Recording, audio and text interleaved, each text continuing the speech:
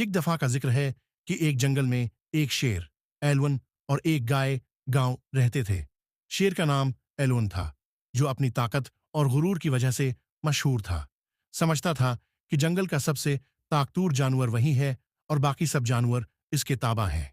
दूसरी तरफ गांव एक नर्म दिल और आजिज जानवर थी, जो हमेशा दूसरों की मदद करती रहती थी। एक दिन एलवन ने गांव को देखा और उसे मजाक उड़ाते हुए कहा, तुम जैसे कमजोर जानवर जंगल में कैसे रह सकते हो?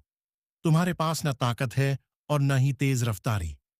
गांव ने मुस्कुराकर कहा, शायद मेरी ताकत तुम्हारी तरह नहीं है, लेकिन मेरे दिल में बहुत सी ताकतें हैं।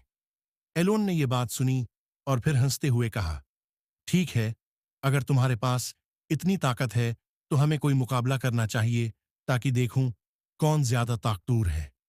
गांव ने यह चीलिंग कबूल किया और दोनों ने फैसला किया कि वो जंगल के एक बड़े दरख्त के नीचे एक दौड़ लगाएंगे। एलोन ने सोचा कि वो आसानी से जीत जाएगा, क्योंकि वो बहुत तेज और ताकतवर था। दौड़ शुरू हुई और एलोन फौरन तेज दौड़ने लगा, जबकि गांव आहिस्ता आहिस्ता चल रही थी। लेकिन एलोन को जल्द ही थकावट का सामना हुआ और वो दरख्त के नीचे थोड़ी देर के लिए रखा।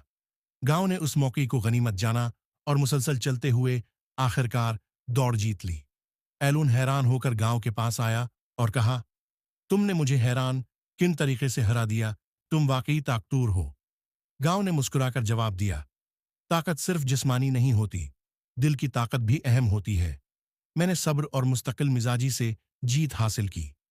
एलोन ने गांव से माफी मांगी और उसे अपनी ताकत का असल मफहूम समझा। दोनों जानवरों ने फिर से दोस्ताना ताल्लुकात कायम किए और एक दूसरे की इज्जत करना शुरू कर दी। ये कहानी हमें ये सिखाती है कि जिस्मानी ताकत से ज्यादा दिल की ताकत, सब्र और मुस्तकिल मिजाजी ज्यादा अहम होती है।